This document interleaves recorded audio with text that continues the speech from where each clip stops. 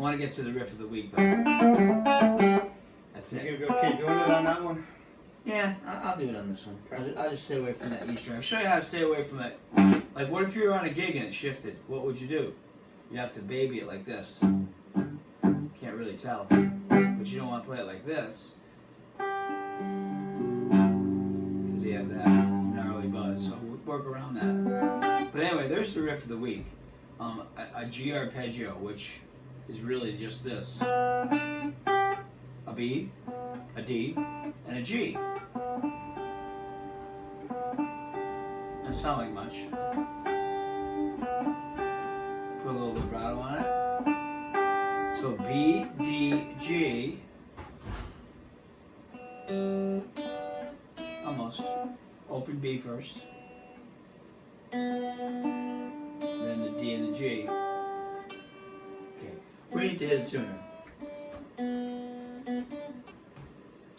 So the G arpeggio again. You looked at me funny because you wanted to hit that G, didn't you? You're like, well, how come I don't hit the G? Yeah. Well, you can, and it certainly is. It's probably the easiest one to play is this one right here. There's your G. But the reason I'm having you hit the B first is we're going to add a technique, the hammer-on, and that's going to give us the ability to play it as a riff, more like a no. There's your G. I guess we're talking about the G chord today, really, because there's a million things we can do with it. So yeah, the riff of the week is the G arpeggio, which isn't a riff at all when you play it like an arpeggio. First of all, what's an arpeggio? What's an arpeggio? Well, when you are picking notes in succession in a certain shape, key. A broken chord. Yep. So if we were to play this G chord, like we would use in the strumming or picking pattern, but to arpeggiate it, as a strum would be down, up, but a picking pattern to arpeggiate would be separate notes. Muffled? Yeah, muffled. Don't have to be though. They have to be clipped at least. They don't have to be muffled. They have to be to get their separate note identity. Or here, if that's where. Sorry. So there's your arpeggio. In this case, hard to do when it's open because you have to stop the string from ringing. Either this way, which I like to use the left hand, and the right hand, because this right hand, you have to come back with the pick if you don't use this one. If you use this one, at least you can stop it. So it's a muting technique that is taken for granted. Probably, I was watching an online lesson myself. Tim Pierce, I think his name was. That guy's great, and he hit all kinds of things right on the head, but he neglected. At one point, he said he had he was hammering on, but he was actually hammering on. He was also hitting the top of a chord, and never told anyone. So for a super beginner, like when I say in our lessons, like a beginner's really gonna like be blown away by this. I don't mean it's by my playing or your playing or what I know or you know or what we're showing people. It's just the stuff that gets skipped, and they're not master classes. They're beginner classes like we're doing here.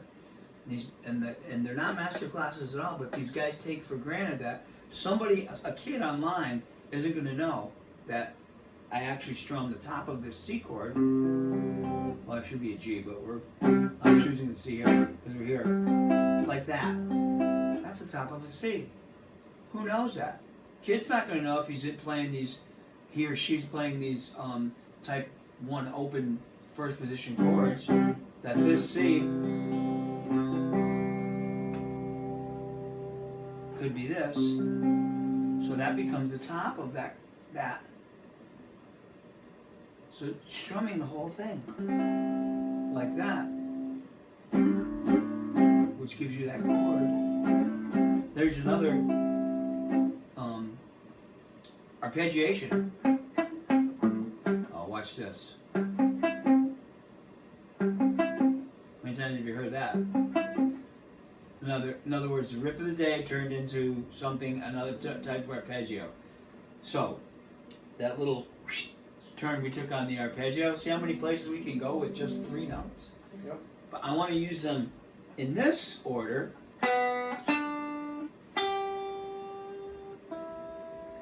Not this.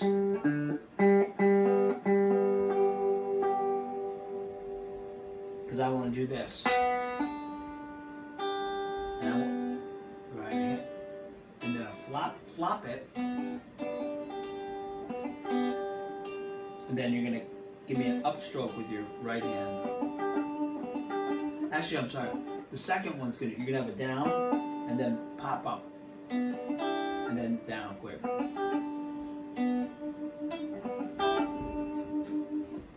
So you got the patented Corona School flop. You know? And the flop comes from your tip of your finger to maybe your knuckle. Like flop, flop. People ask me, what finger do you use? And I go, whatever one feels stronger in this application for a G chord. Would you ever play a G chord like this? Probably not, because you really need it for this or this or this. But I'm using it because it's a strong finger.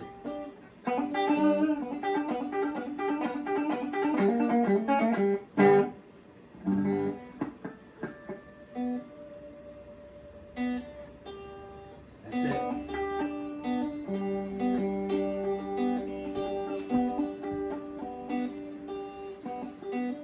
A little bit more of a flip with that upstroke. We need a little more of a flip. Yeah, that was it.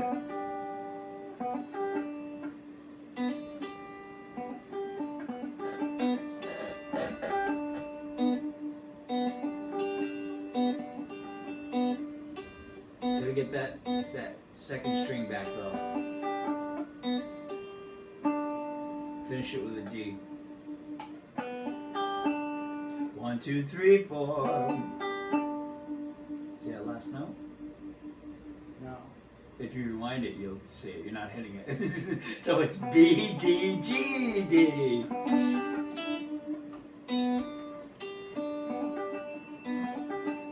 That flip, really you want that flip quicker. So that would be on the and. Well, it makes sense, except I can't flip down fast, so...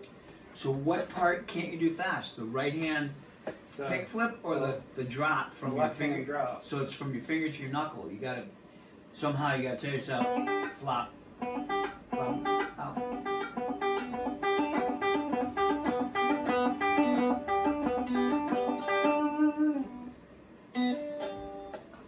No, the flop was fine. The pick didn't come in after it. Yeah, at that time though, to do It's it, a disconnect. what I ended up doing was, You're like, I didn't really flip it as much as when I hammered it, I already had it laying down a little. That's good too, yeah, if you want to do it that way. The flip is in the right hand, really, though. It's the, yeah, I mean, I guess it's a bar. You could do it that way. I'm just thinking, when this one hits, I know my pressure has to come down.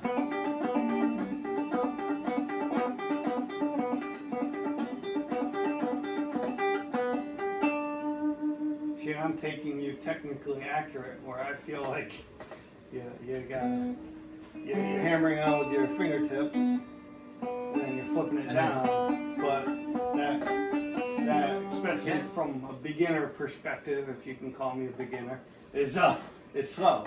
But with these techniques, yeah, applying a new technique, it's like 1, 2, 3, 4. Yeah, you broke it down to 4s. Well, see how fast that was there? That was good. Do it again. That was real good. That was clean.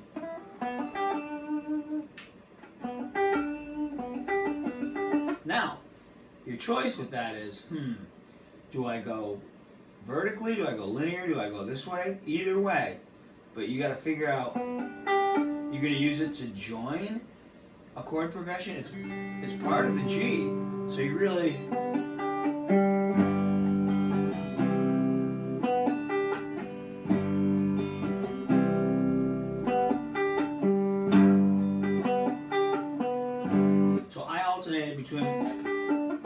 B, and the G. Now I'll go to the D, because that's in there too. We still have all these notes to choose from.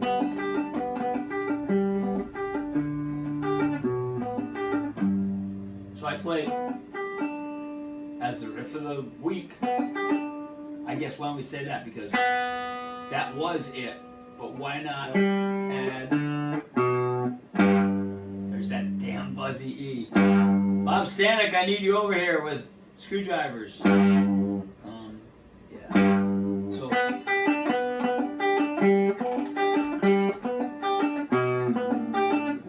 Really, those are the notes of the chord. So maybe if I go this way...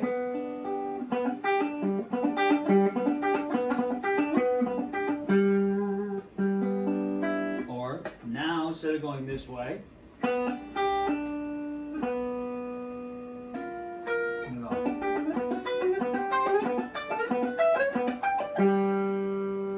So that was following the G. Didn't like that, so I decided I'm gonna go up to the B. So I'm gonna be playing B. What's that?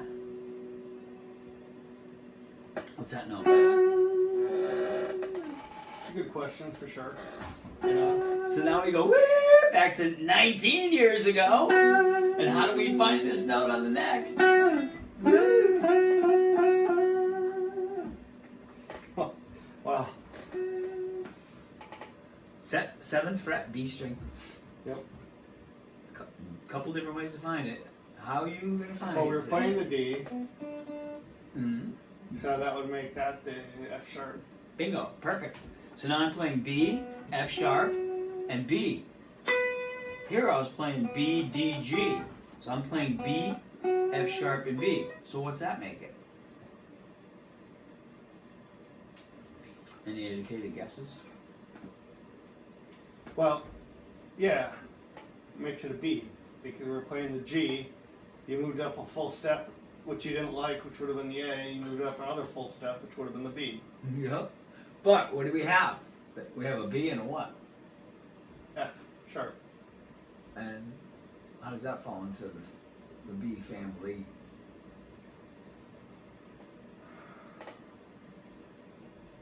Well, let's see. B, C sharp, D sharp. Why am I doing that? That would be a minor. So B, no. B, C sharp is a full step. D sharp, E, F sharp. So 5. Right, root 5. So here, this shape was kind of cool. We had B, D, G. We were actually playing an inversion. Inversion meaning it's not root 3rd 5th. It's inverted. In this case, it was B 5.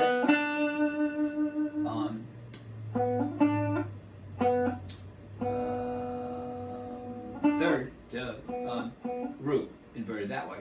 And here we only have a dyad. We have the B. Then we have its let me get it. F sharp. So we have the 5 and a B. So now this is only a dyad, but it's still following the picking of. I assume the other one didn't work as well because you're playing an open string in there, and that's what complicates it a little bit. Yeah, it went minor on me. Didn't like it. Didn't fit. So here I'm going to bring it up a half step. That sounds ugly.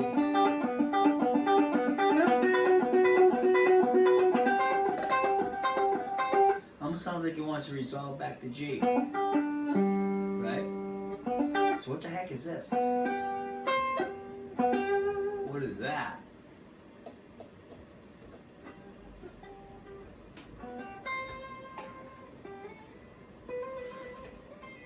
Well, you moved up a half a step. So if we're playing B and F sharp, we're still playing the B because you're still playing the open.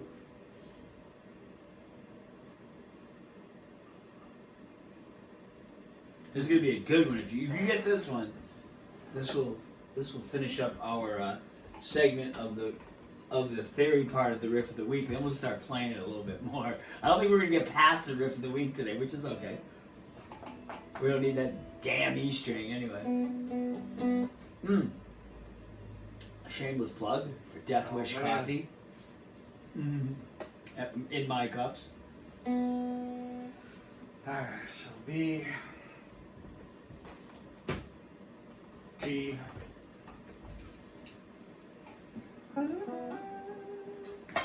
B, G, C are Yeah. the notes we're playing. Mm-hmm. You're there.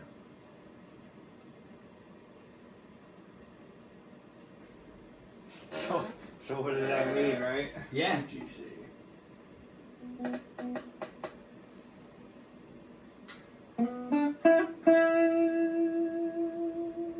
So what?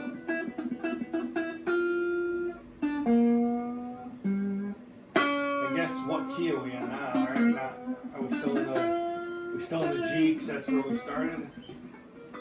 Yeah. Okay. We can. It's going to be related to G. Yeah.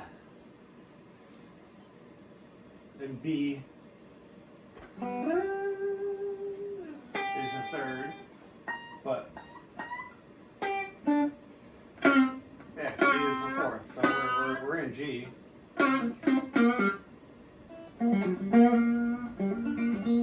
Right? Playing the 1, 3, 4. In essence, Yeah. inverted a little, but we're Oh, playing. you're in the key. So here you had your B. You said. And then you're wondering what was happening here, right? You had a G. Yep. And then you had a C. right. So I would say, well, if I was in the key of G, would they be related? Would they fall into the family? Well, yeah. If we're in the G, we're playing the G. Mm-hmm. So that's the 1. Right? We're playing the B. That's the 3. And the C is the 4. So we're playing the first 1, 3, 4. I know. So we got a sus4 in there without eliminating the third. We're playing the third, right? We had we had B. So we're starting with the B. And then to the root. So really playing this. Yeah.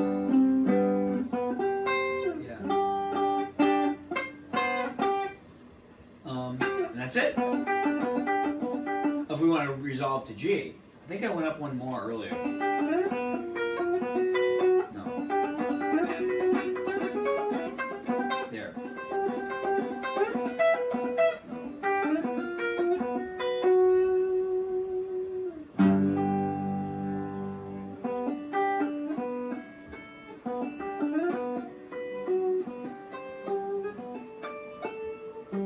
That would work too. If you really wanted to.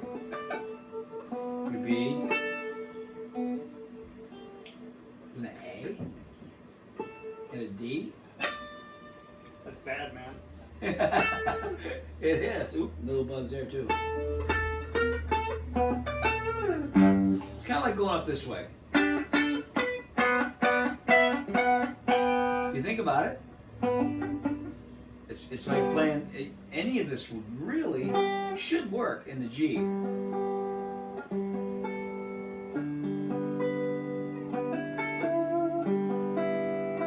This one won't. We already established that. Okay, no. Scratch that.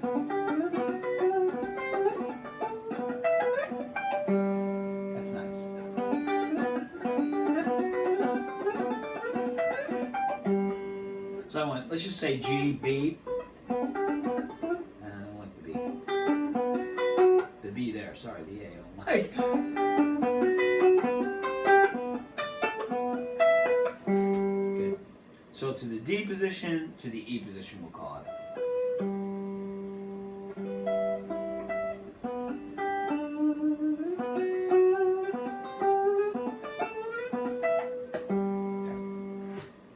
Wanna try it? No. G. I'm just gonna tell you position. G. All right. Good. Now go up to the B position, which is gonna be 7. Good. And play exact same picking. Good. Flip back. Sounds a little weird, It does sound. but when you play it together melodically, it'll work.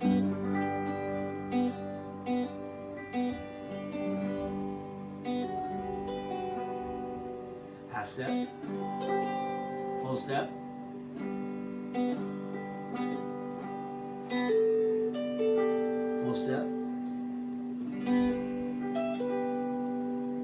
step and a half. There you go. So they all worked in that G. You play them by themselves, the notes sound a little bit dissonant.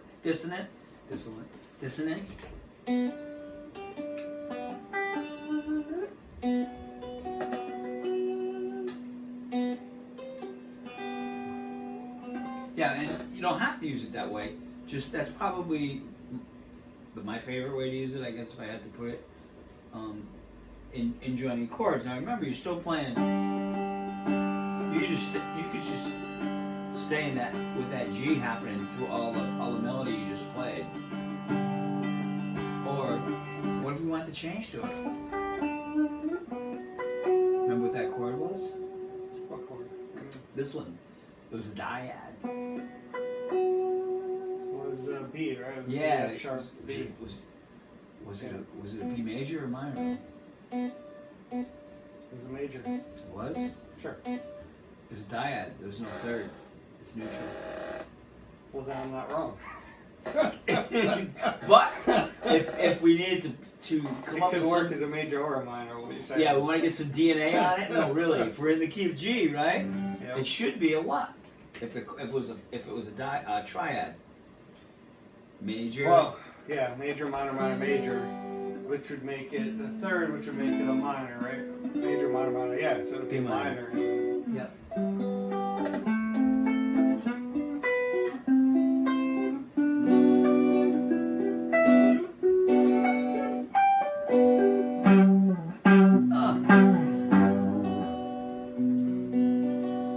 Got it? So really, that kind of answers the question. The beat doesn't matter right now, especially when you're playing as a soloist. You can get away with a lot of transitions that aren't going to clash because there's nobody to clash with. Of course, it's going to clash with the key you're in, but just get away with a lot of odd notes that aren't going to, like I say, smash up with somebody else. So really, the riff of the week is actually turned into a progression too. Well, A one- take it as far as you want, right? But the main riff of the week is just getting used to doing it. Yeah, that's what For people like me, it's just get the mechanics down. exactly. It's kind of a cool riff by itself. Can resolve it.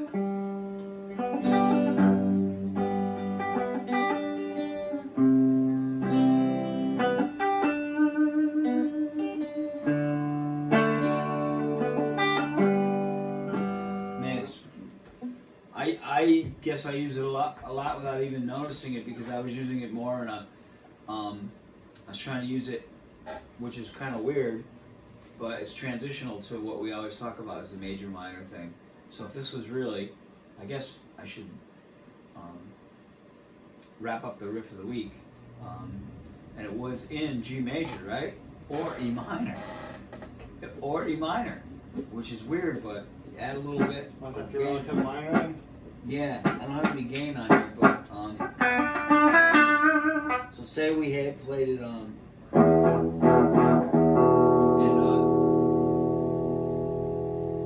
that in the E minor, in an E minor key, say, not E major, G major.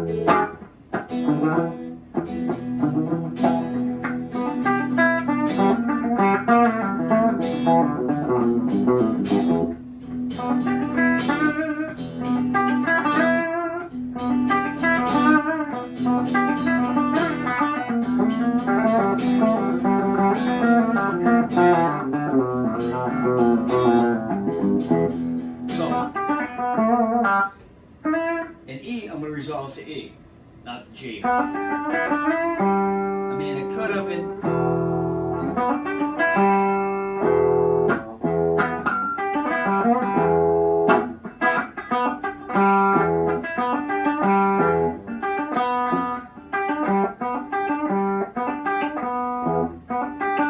To the E. In G, damn E string.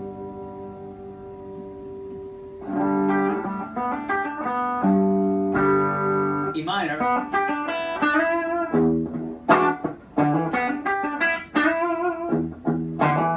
G major.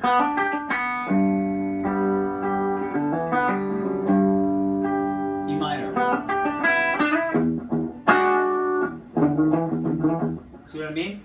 Same riff, but when you resolve it to that E, well, because you're in E, it's going to slam it. Go to the G, it's going to slip in fine for a major. Making sense to you? Yeah, well, Okay. it sounds good either way. Yeah, it's just you got to follow it up with, if you go,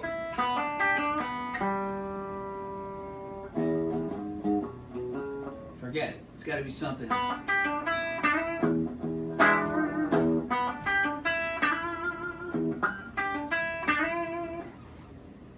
You got to be there for it. That riff doesn't hold its own. It needs some boom, boom, ba behind it, okay? And then the G in the major, it'll hold. I believe it'll hold its own.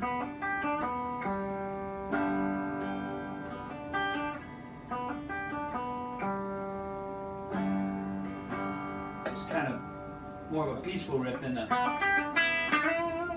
minor. All right, got it. Got it. What else? Anything? Oh, it's not 1 o'clock. It's 12 o'clock. Yeah. Awesome. Remember. Fall back, baby. I forgot all about it. So